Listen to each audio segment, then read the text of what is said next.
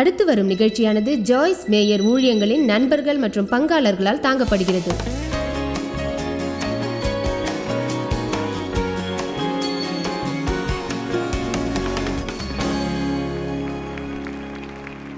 நீங்கள் நம்புவது உங்களுக்கு உண்மையாக மாறுகிறது. ரோமர் 14:14 சொல்கிறது, பாவம் இல்லாத ஒன்றை நாம் பாவமாக எண்ணும்போது அது நமக்கு பாவமாக மாறுகிறது. உங்கள் மனம் அவ்வளவு வல்லமை உள்ளது, உங்கள் தவறான குற்ற உணர்வும் அவ்வளவு பயங்கரமானது. உங்களுக்கே தெரியும், குற்றம் சாட்டப்படுதலுக்கும் குற்றவாளியாக தீர்க்கப்படுதலுக்கும் ஒரு வித்தியாசம் உண்டு என்று. பரிசுத்தாவி நம்மை கண்டிக்கும் போது நாம் ஒரு குற்ற உணர்வை பெறுகிறோம். நாம் குற்ற உணர்வு அடைய தேவையில்லாத நேரங்களில் சத்ருவானவன் நம்மை அவ்வாறு எண்ண வைக்க முயற்சி செய்கிறான். உதாரணமாக, நீங்கள் பாவம் செய்தால் அதற்காக உண்மையாக மனஸ்தாபப்பட்டால் அதன் பின் அதை பற்றி குற்ற உணர்வு தேவையில்லாதது. அதே உணர்வை தொடர்ந்து நீங்கள் உணர்ந்தால் அது மீண்டும் அந்த உணர்வைத்தான் கொண்டு வரும். ஏனென்றால் அவைகள் அம்மாதிரியாகவே எண்ணுவதால் உங்களுக்கு கடவுளுடைய வார்த்தை தெரிந்திருந்தால் மட்டுமே இந்த வித்தியாசத்தை சொல்ல முடியும். வித்தியாசத்தை உணர முடியாது. ஆனால் மனஸ்தாபப்படுவதற்கு முன் இருந்த அதே குற்ற உணர்வு தற்போதும் மனஸ்தாபப்பட்ட பிறகும் இருக்கிறது. இந்த குற்றத்தை முன்பிருந்த அதே குற்றத்தை போலவே உணர்கிறேன். எனவே நான் குற்றவாளியா இல்லையா என்பதை எப்படி சொல்ல முடியும்? ஏனென்றால் என் வேதம் அவர் என் அக்கிரமங்களை ஏற்றுக்கொண்டு என் மீறுதல்களையும் பாடுகளையும் சுமந்தார் என்று சொல்கிறது. மேற்கிற்கும் கிழக்கிற்கும் எவ்வளவு தூரமோ அவ்வளவு தூரமாக என் பாவங்களை விலக்கினார். அவைகளை இனிமேல் நினைக்க மாட்டேன் என்றும் கூறினார். எனவே கடவுள் மறந்து போனதை நான் இனிமேல் நினைக்க மாட்டேன் என்று தீர்மானித்துள்ளேன். நீங்கள் சொல்லலாம், நான் உணர்ற இந்த முறையை பற்றி நான் என்ன செய்யணும்? அதை அப்படியே உதறி தள்ளுங்கள். என்னால் அப்படி செய்ய முடியல. உங்களால் முடியும். அது அங்கே இருக்கிறது என்பதை நீங்கள் மறக்கவில்லை. ஆனால் அது உங்களை கட்டுப்படுத்தும் அதிகாரத்தை நீங்கள் மறுக்கிறீர்கள். சற்று சத்தமாக பேசி பாருங்கள். நான் எப்படி உணர்றேன்னு தெரியும். இன்னமும் குற்றமுள்ளவளா உணர்றேன். ஆனால் நான் குற்றவாளி அல்ல. சாத்தானே, நீ என்னை கேட்கிறாயா? நான் குற்றவாளி அல்ல, குற்றவாளி அல்ல. வேதாகமம் சொல்வது போல நான் மன்னிக்கப்பட்டவள். அப்படித்தான் நீங்கள் மாற்றமடைய முடியும். உங்கள் மனதை புதிதாக்குங்கள். புதிதாக்கப்பட்ட மனமானது தவறான உணர்வுகளை காட்டிலும் வல்லமையானது. உங்கள் உணர்வுகளை நீங்கள் அறிந்து வைத்திருக்கிறவர்கள் மேற்கொள்ளாவிட்டால் உங்கள் வாழ்க்கையில் வெற்றி பெறவே முடியாது. நான் நன்றாக பிரசங்கம் பண்ணுகிறேனா? நீங்கள் அறிந்திருக்கிறவர்கள் உங்கள் எண்ணங்களை மேற்கொள்ள வேண்டும். நீங்கள் சொல்லலாம், யாருமே என்னை நேசிக்கிறது இல்லை, எதுவுமே மாறப்போறதில்ல, இப்படித்தான் நான் உணர்றேன், நான் ரொம்ப சோர்ந்து போய் உற்சாகம் இழந்தவளா காணப்படுறேன். ஆம், அம்மாதிரி நாட்கள் எனக்கும் உண்டு. அந்த நேரங்களில் நீங்கள் சொல்ல வேண்டியது, நான் உணர்வதை அறிந்திருக்கிறேன், அறிந்ததையும் அறிந்திருக்கிறேன். கடவுள் மிகப்பெரியவர் என்பதையும், இது என்னால் செய்யப்பட வேண்டிய காரியம் என்றால் என்னால் இதை செய்ய முடியும் என்பதையும் அறிந்திருக்கிறேன். அது ஒரு கையாக செயல்பட வேண்டுமானால் நான் அதை பயன்படுத்தி வெற்றிகரமாக வெளியே வருவேன். அதிலிருந்து கடவுள் நல்லவைகளை வெளியே கொண்டு வருவார். ஆதியாகமம் 11:6 ஒரு கூட்ட ஜனங்கள் வானத்தை தொடுகிற உயரத்திற்கு ஒரு கோபுரத்தை கட்ட முடியும் என்று நம்பி ஆரம்பித்தார்கள் என்று பார்க்கிறோம். அதை நம்மால் கட்ட முடியும் என்று தங்களுக்குள்ளே தீர்மானம் செய்தார்கள். கடவுளர் ஆச்சரியமான காரியத்தை செய்தார் என்று வேதம் கூறுகிறது. அவர்கள் ஒருங்கிணைந்து அதை கட்டி முடிக்க முடியும் என்று நம்பியதால் அவர் அவர்களது பாஷையை தாறுமாறாக்கினார். அவர்கள் ஒருவரோடு ஒருவர் பேசி வேலையை முடிக்கக்கூடாதபடிக்கு அவர்கள் பேசும் மொழியை கடவுள் குழப்பினார். எனவே அதை செய்ய முடியாமல் போயிற்று. நீங்கள் நம்புவது மிகவும் வல்லமையானது. எனவே எல்லா எண்ணங்களும் ஜாக்கிரதையாக இருக்க வேண்டும் என்று வேதம் கூறுகிறது. ஒவ்வொரு எண்ணத்தையும் மிக ஜாக்கிரதையாக கையாள வேண்டும். நாம் 2 கொரிந்தியர் 10:4-5 வசனங்களை எடுத்துக்கொள்ளலாம். உங்களில் அநேகருக்கு இது தெரிந்திருக்கும். இந்த அற்புதமான வசனத்தை நீங்கள் பார்த்திராவிட்டால், எங்கள் போர் ஆயுதங்கள் மாம்சத்திற்கு ஏற்றவைகளாய் இராமல் மாம்ச இரத்த ஆயுதங்கள், அரண்களை நிர்மூலமாக்குகிறதற்கு தெய்வ பலமுள்ளவைகளாய் இருக்கிறது என்று இருப்பதை கவனிக்கவும். என் ஆயுதங்கள் எவை என்று நீங்கள் கேட்கலாம். மிக முக்கியமான ஆயுதம் இங்கே இருக்கிறது. அது கடவுளின் வார்த்தை என்கிற ஆவியின் பட்டயம். அந்த வார்த்தையை நீங்கள் பேசும்போது அது சாத்தானை ஊடுருவி குத்துகிற பட்டயமாகும். அது நம்மையும் குத்தும். அது வாக்கு தத்தங்களையும் கொள்கைகளையும் அறிவுத்திறனையும் தவறென்று நிரூபிக்கும். சாத்தான் உங்களோடு தர்க்கம் செய்வான். உங்களிடம் தன் அறிவுத்திறனை கொண்டு வந்து உண்மையான கடவுள் ஞானத்திற்கு எதிரான பெருமை பாராட்டுதலையும் காட்டுவான். நாம் என்ன செய்ய வேண்டும்? நாம் எல்லா எண்ணங்களையும் நடத்த வேண்டும். எத்தனை எண்ணங்கள்? நம்மை ஆட்கொள்ளும் எல்லா எண்ணங்களையும், கிறிஸ்துவுக்கு கீழ்ப்படியக்கூடாதபடி ஆட்கொள்ளும் நோக்கங்களையும் வழி நடத்த வேண்டும். நாள் முழுவதும் உங்கள் எண்ணங்களோடு போராடுவது போல இப்போது உணரலாம். அப்போது செய்ய வேண்டிய மிக நல்ல காரியம் என்னவென்றால், நல்ல காரியங்களை பற்றி மட்டுமே யோசித்தால் கெட்ட காரியங்களுக்கு இடமிராது. அதனால்தான் சும்மா அமர்ந்து கொண்டு உங்களுக்காக சாத்தான் யோசிக்க இடம் கொடாமல் நீங்கள் உங்களுக்காக யோசிக்க கற்றுக்கொள்ளுங்கள். மாற்றம் என்பதின் வழிமுறைகளையும் அதை பிரித்து ஆராய்வதையும் நாம் புரிந்து கொள்ள வேண்டும். எனவே நான் மாற்றம் என்பதை பற்றிய சில உண்மைகளை கூறுகிறேன். மாற்றம் என்பது ஒரு நீண்ட தொடர் நிகழ்ச்சி. மிக குழப்பப்பட்ட ஒரு வாழ்க்கையில் திடீரென்று ஒரு மாற்றத்தை கொண்டு வருவது என்பது ஒரே நாளில் நடத்த முடியாத ஒரு விஷயம். எனவே நீங்கள் ஒரு நீண்டகால காரியத்திற்கு உங்களை ஒப்புக்கொடுக்க வேண்டும். கடவுளுடைய வார்த்தையை நாம் படிக்கும்போது அவர் நம்மை மகிமையின் மேல் மகிமை அடைய மாற்றுகின்றார். சில நேரங்களில் மகிமைகளுக்கு இடையே மிகப்பெரிய காலம் இருப்பதாக உணர்கிறோம். நான் எதை பற்றி பேசுகிறேன் என்று தெரிகிறதா? நாம் மாற்றத்தை விரும்பினாலும் அது நம்மை பயமுறுத்துகிறது. நாம் கட்டுப்பாடோடு இருக்க விரும்புகிறோம். நம்மில் கடவுள் செய்ய ஆரம்பித்த காரியத்தை மாற்றும்படி நாம் கேட்கும்போது நாம் கட்டுப்பாட்டை இழந்தவர்களாக உணர்கிறோம். நாம் என்ன அடையப் போகிறோம் என்பதை இன்னமும் அறியாமல் ஒரு சில காரியங்களை நோக்கி செல்லும் போது சில காரியங்களை விட வேண்டும். ஆனால் நாம் விடுவதில்லை. உண்மையில் நமக்கு கிடைத்தவைகளை பற்றிய சோர்வு, நமக்கு புதிதாக சில காரியங்கள் தேவை. ஆனால் சில வேளைகளில் புதிய பொருள் பிடிக்காது போனால் இந்த பழையதை வைத்துக் கொள்ளலாம். அங்கிருந்தோம், அதை செய்தோம். உண்மையாய் மாற்றத்திற்கு அர்ப்பணித்தால் அடிப்படையில் நாம் பல்வேறு விதமாக இப்படி யோசிப்போம். அடுத்து என்ன நடக்கும் என்று அறியாத ஒரு நிலை. அது எப்படி என்றால், ஏதாவது ஒன்று மாற்றப்பட வேண்டும். என்னால் இப்படியே வாழ்ந்து கொண்டிருக்க முடியாது. கடவுளை தயவு செய்து எப்படியாவது எதையாவது மாற்ற வேண்டும். உடனடியாக அவர் முயற்சி செய்ய துவங்கும் போது என்ன செய்கிறீர் என்று கேட்பீர்கள்.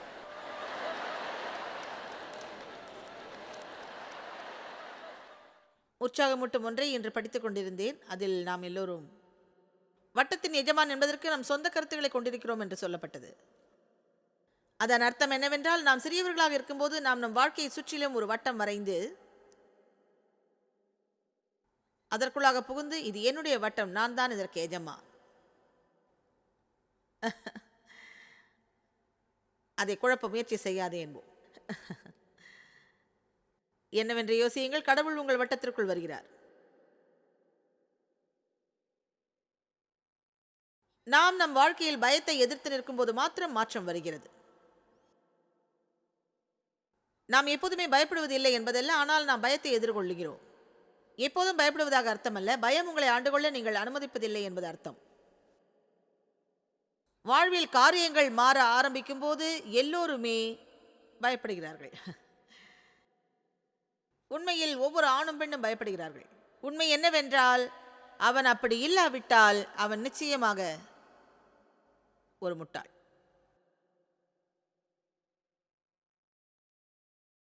ஏனென்றால் கடவுள் இல்லாமல் நாம் நம்முடைய பணியில் குறைவுபடுகிறோம் என்பதை முழுமையாக நம்ப வேண்டும்.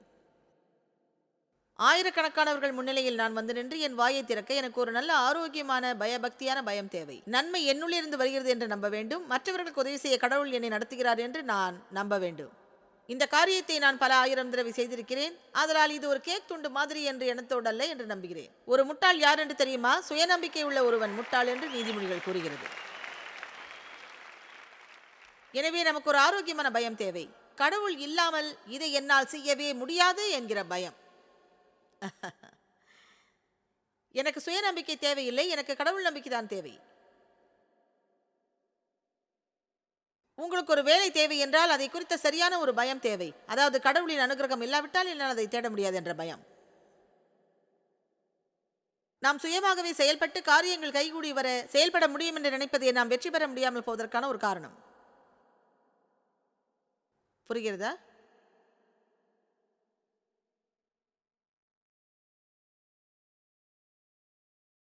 நான் பயப்படும் போது நான் கடவுளை நம்புவேன் என்று தாவீது சொல்வது எனக்கு பிடிக்கும்.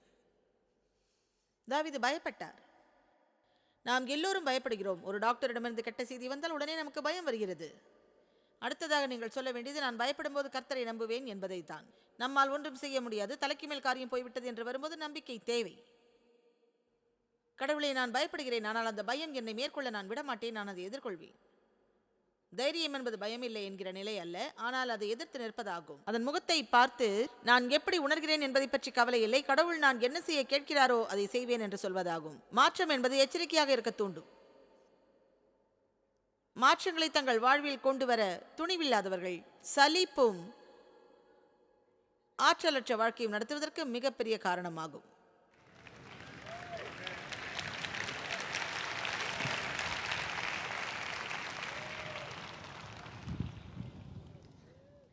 நான் என் சாதாரண வாழ்க்கையை விட்டுவிட்டு முழுநேர ஊழியத்திற்காக முழுமையாக என்னை அர்ப்பணிக்க தீர்மானித்த அந்த நேரத்தில்தான் நான் அதிகமாக பயந்ததை நினைத்து பார்க்கிறேன். நான் எவ்வளவு பயந்தேன் என்பதை ஆண்டவர் அறிவார். அவ்வளவு பயந்தேன். மிசோரியில் பென்டனில் ஒரு குடும்ப தலைவியாக 3 பிள்ளைகளோடு என் பெயர் அறியப்படாத ஒரு நிலையில் வாழ்ந்து வந்தேன். உலகம் முழுவதற்குமாக கடவுள் தமது வார்த்தையை நான் போதிக்க கடவுள் என்னை அழைத்ததாக நான் உணர்ந்தேன். எனக்கு பைத்தியம் பிடித்து விட்டதாக என்னை அறிந்தவர்கள் எல்லோரும் எண்ணினார்கள். ஆனால் அது எனக்குள் இருந்தது. நான் செய்ய விரும்புகிறேன், என்னால் அதை செய்ய முடியும், நிச்சயம் முடியும். உடனே சாத்தான் என் எண்ணங்களுக்கும் உணர்வுகளுக்கும் எதிராக வருவான். கவனியுங்கள், எல்லா விதமான படிக்கட்டுகளையும் உங்களில் பலர் நீண்ட காலமாக தேங்கி நிற்கிறீர்கள்.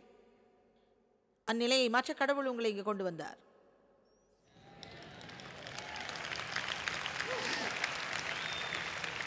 சில சமயங்களில் நாம் தவறான தீர்மானங்களை பயத்தால் எடுக்கிறோம்.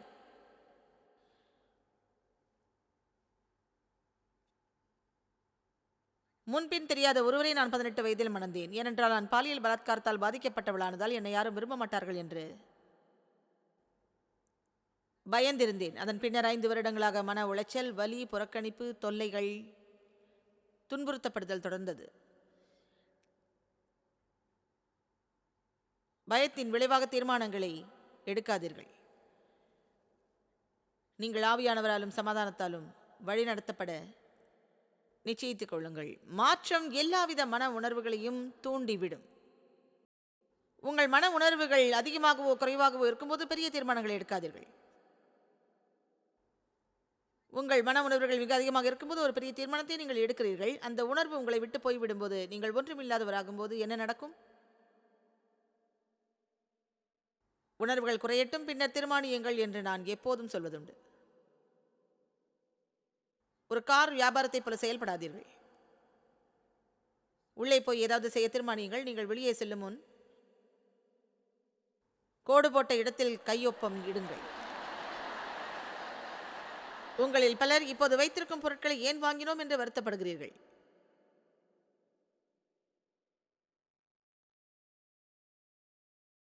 ஒன்றை நீங்கள் மாற்ற தீர்மானிக்கும் போது, அப்படி மாற்ற உங்களுக்கு போதுமான தைரியம் இருக்கும்போது, உங்களில் சிலருக்கு இது ஒரு முக்கியமான வாழ்க்கை பகுதியாக இருக்கலாம்.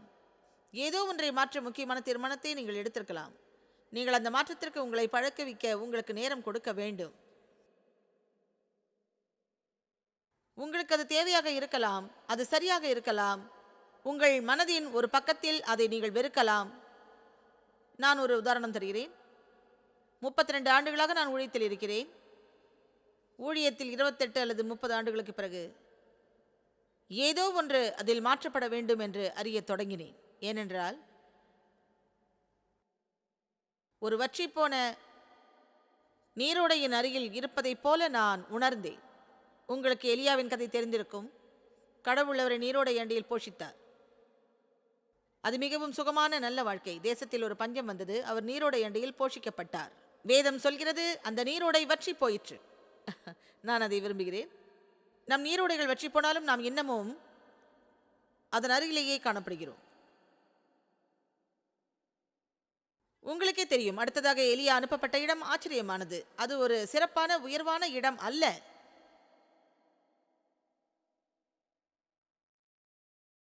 நான் சொல்வது, அவர் நீரோடை பக்கமாக அமர்ந்து அற்புத விதமாய் காகங்களால் போஷிக்கப்பட்டார். உங்கள் காலை உணவை கடவுள் அவ்விதம் உங்களுக்கு பறந்து வந்து கொடுத்தால் எப்படி இருக்கும்? உலகின் மற்ற பகுதிகள் எல்லாம் பஞ்சத்தில் இருக்கிறது. கடவுள் இயற்கைக்கு மேற்பட்ட முறையில் நீரோடை அண்டையில் போஷிக்கிறார். நீரோடை வற்றி போகிறது. கடவுள் அவரை மற்றும் ஒரு இடத்திற்கு கொண்டு போய் மிகவும் எளிய, வறுமை நிறைந்த, ஆதரவற்ற, தற்கொலை செய்து கொள்ளப் போகிற ஒரு விதவியின் மூலமாக போஷிக்கப்பட செய்கிறார். அந்த காலத்தில் எலியா மிகப்பெரிய ஒரு தீர்க்க தரிசி. அதை ஒரு பெரிய உயர்வாக நான் நினைக்கவில்லை. சென்ட் லூயிஸில் ஒரு சபையில் எனக்கு ஒரு வேலை இருந்தது. அது என் ஊழியத்தில் 2ஆம் பகுதியாகும். அங்கு நான் 5 ஆண்டுகள் வேத பாடங்களை கற்றுக் கொடுத்தேன். பின் சபையில் 5 ஆண்டுகள் பணிபுரிந்தேன். என் பணி அங்கு முடிந்தது என்றும் இப்போது அவரது ஊழியத்தை வடக்கு, தெற்கு, மேற்கு, கிழக்கு பகுதிகளுக்கு கொண்டு போக கடவுள் சொன்னார். அது மிகப்பெரிய வரமாய் எனக்கு தோன்றியது. பிரச்சனை என்னவென்றால் என்னை யாருக்கும் தெரியாது. ஒரு சபை வாசலில் கதவை தட்டி நான் ஊழியத்திற்கு கடவுளால் அழைக்கப்பட்டிருக்கிறேன் என்று சொல்ல முடியாது. எனவே சென்ட் லூயிஸின் வடக்கு, தெற்கு, மேற்கு, கிழக்கு பகுதிகளுக்கு சென்றேன். என்ன செய்வதென்று தெரியாமல் என் பட்டணத்தின் 4 பகுதிகளுக்கும் போக சிறு கூட்டங்களில் நான் பேசினேன். என்னால் போதிக்க முடியுமா? உண்மையிலேயே மிக சிறிய கூட்டங்கள். உண்மை என்னவென்றால் நான் பணியில் இருக்கும்போது ஊழியம் செய்ததை விட தற்சமயம் மிக குறைவானவர்களுக்கே ஊழியம் செய்தேன். ஆனால் என் பணி ஒரு வற்றின நீரோடையாகிவிட்டது. அங்கு என்னால் சந்தோஷமாக இருக்க முடியவில்லை. அங்கு எனக்கு மனநிறைவும் இல்லை. ஏதோ ஒன்று குறைப்படுவதாக நான் உணர்ந்தேன். அது என்னுடைய தேவைகளை சந்திக்கவில்லை. ஏதோ ஒரு தவறு இருப்பதை உணர்ந்தேன். கடைசியாக என் மேலாளர் போதகர் கேட்டார், உன் பிரச்சனை என்ன? எனக்கு அது தெரியவில்லை. இப்படி இருக்கலாம், நான் இங்கு இனிமேல் இருக்கக்கூடாது.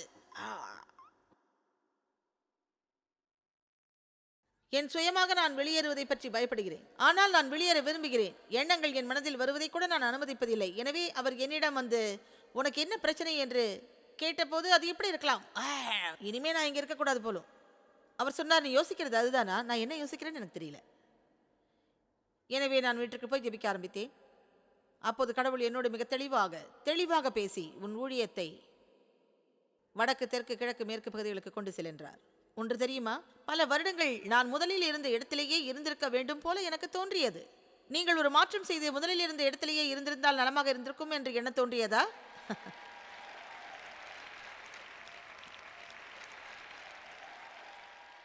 இதை முக்கியமாக சொல்ல விரும்பினேன். ஏனென்றால் பல சமயம் நீங்கள் ஒரு மாற்றத்தை செய்யும் போது நீங்கள் எதிர்பார்த்தபடியே அப்படியே நடப்பதில்லை. ஆனால் கடவுளுக்கு ஒரு திட்டம் உண்டு. நீங்கள் கடந்து சென்றவைகள் உங்களை தூய்மைப்படுத்தவும் சோதிக்கவுமான காரியங்களின் ஒரு பகுதிதான். இங்கு ஒரு விஷயத்தை நான் சொல்ல வேண்டும், தயவு செய்து கவனியுங்கள்.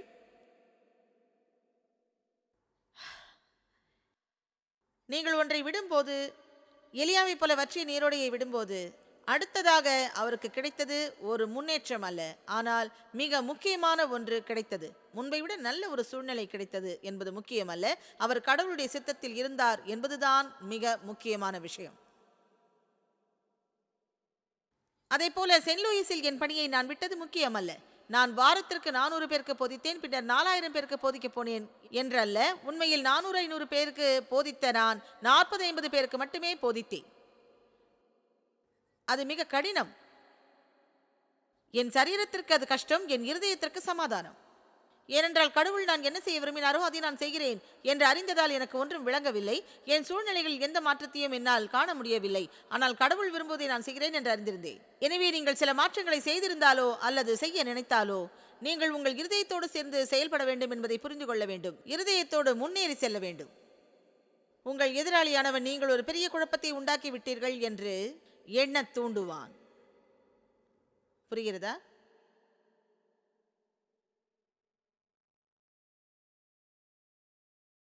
சுமார் 28, 30, 32 ஆண்டுகள் ஊழியத்திற்கு பின் நான் மிக நேசிக்கும் இந்த ஊழியம் வற்றிப்போன ஒரு நீரோடையின் ஆரம்பமாகத்தான் இருந்தது. சில நேரங்களில் காரியங்கள் அப்படி வறண்டு போகும்போது உங்களுக்கு தேவையெல்லாம் ஒரு மாற்றம். கடவுள் நீங்கள் விட்டுவிட விரும்பாதவைகளை வேண்டுமானாலும் ஒருவேளை நீங்கள் விட்டுவிடலாம்.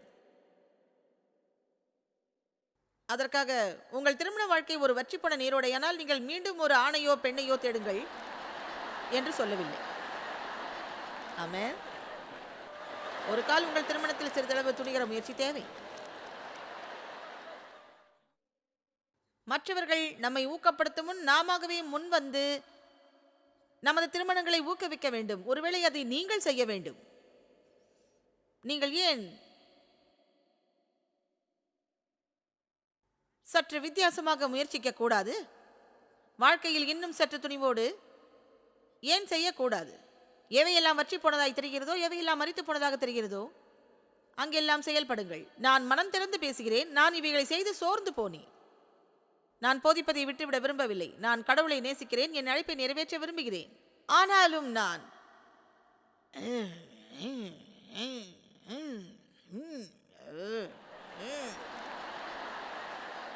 நான் செய்ய தேவையில்லாதவைகளை கத்தரித்து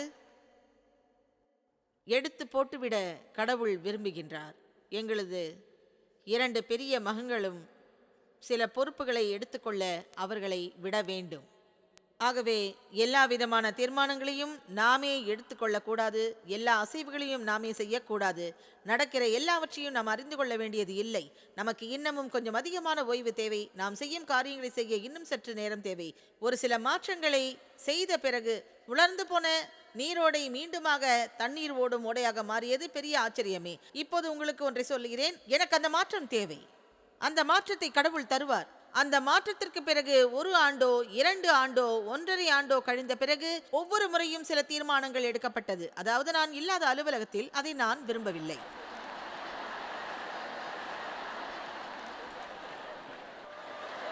இதை நீங்கள் புரிந்து கொள்ள வேண்டும்.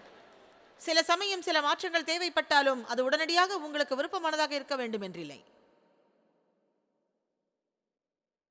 அதை பழகிக்கொள்ள நீங்கள் உங்களுக்கு நேரம் கொடுக்க வேண்டும். நீங்கள் வேறு ஒரு மாநிலத்திற்கு மாற்றலாக வேண்டும், அதனால் நீங்கள் தனிமையில் இருக்க வேண்டும் என்றில்லை. மாற்றம் என்பது வாழ்க்கையின் ஒரு பகுதி. உங்களுக்கு ஒரு மாற்றம் தேவை என்றால் முதலாவதாக நீங்கள் செய்ய வேண்டியது உங்கள் மனதை மாற்றிக்கொள்ளுங்கள். நீங்கள் வற்றிப்போன நீரோடை அண்டையில் இருப்பது போல உணர்ந்தால் அப்படியே நடந்து போய்விடாதீர்கள். எவைகள் மாற்றப்பட வேண்டும் என்று முதலாவது கடவுளிடம் கேளுங்கள். அவர் நீதான் என்று சொன்னால் ஆச்சரியப்பட வேண்டாம். உங்கள் பணியிடமும் வற்றி போயிருந்தால் ஒருவேளை பணிபுரியும் இடத்தில் ஒரு புதிதான மனோநிலை தேவை. ஒரு பணியிடம் கிடைத்ததற்காக மீண்டும் நன்றி உணர்வோடு இருப்பது தேவையாகலாம். சில நேரங்களில் புதிய ஒரு பிரிவிற்கான மாற்றம் உங்களுக்கு தேவையாகலாம், அல்லது அதிகமான பொறுப்புகளை கேட்டு பெறலாம். மாற்றத்திற்கான விருப்பம் என்பது நாம் ஒன்றை விட்டு விலகிச் சென்று விடுதல் என்று ஆகாது. ஆனால் உங்களால் முடியும். நீங்கள் வளராமலேயே ஒரு சபையில் இருக்கிறீர்கள் என்பது உங்களுக்கு தெரியும். கடைசியாக நீங்கள் வளர்ந்தது 1902இல். என்னை ஒவ்வொரு வாரமும் கவனித்து கேட்காவிட்டால் உண்மையை சொல்லுகிறேன், உங்களுக்கு ஒன்றுமே தெரியாது. ஆனால் நீங்கள் தொடர்ந்து போகிறீர்கள். ஏனென்றால் நீங்கள் உங்கள் அம்மாவையும் பாட்டியையும் பைத்தியமாக்க விரும்பவில்லை. கூட்டம் அநேகமாக முடிய போகிறது. நான் அதற்குள் போக விரும்புகிறேன். உண்மை என்னவென்றால் நீங்கள் போஷிக்கப்படாமல் வற்றி போன நீரோடையின் பக்கத்தில் அமர்ந்துள்ளீர்கள். எழுந்து நின்று இவ்வாறு சொல்ல போதுமான தைரியம் வேண்டும். சும்மா என்னால் உட்கார்ந்து கொண்டு சாக முடியாது. கடவுளுடைய வார்த்தையால் போஷிக்கப்படும் ஒரு இடம் வேண்டும். அங்கு நான் மாற முடியும், தொடர்ந்து வளர முடியும்.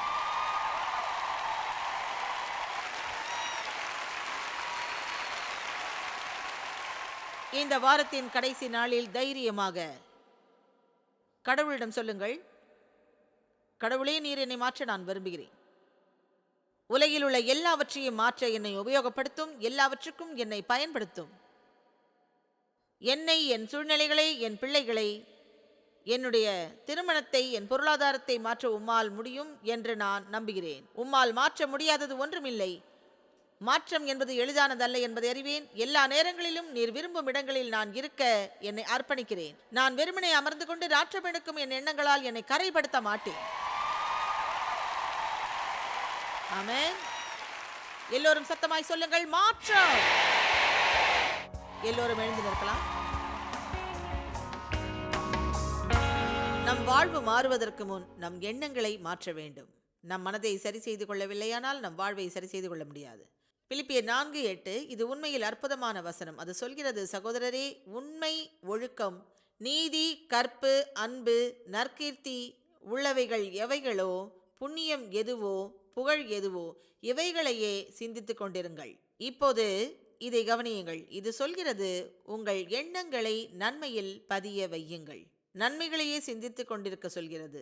நம் சிந்தை நன்மையானதாக இருக்க வேண்டும். மற்றவர்களை நம்பாத எதிர் சிந்தனை உடையவராய் இருக்க வேண்டாம். உங்களுக்கு நல்ல சிந்தனை இருப்பின் மற்றவர்களுக்கு நீங்கள் நல்லதையே நினைத்து உதவி செய்யுங்கள். பங்காளர்களுக்கும் எங்களது நன்றியையும் பாராட்டுகளையும் தெரிவிக்கிறோம். ஒன்றாய் இணைந்து நாம் பசியுள்ளவர்களை போஷித்து உடைகளை கொடுத்து தேசங்களுக்கு சுவிசேஷத்தை சொல்லி வருகிறோம். எங்களை தொடர்பு கொண்டு உங்கள் ஜெப தேவைகள் மற்றும் எங்களின் வெளியீடுகள் பற்றி அறிந்து ஜாய்ஸ் அவர்கள் நிகழ்ச்சிகளை அறிந்து எங்களோடு இணைந்து தேவ அன்பை உலகிற்கு பரவச் செய்யுங்கள். அடுத்து வரும் நிகழ்ச்சியானது ஜாய்ஸ் மேயர் ஊழியங்களின் நண்பர்கள் மற்றும் பங்காளர்களால் தாங்கப்படுகிறது.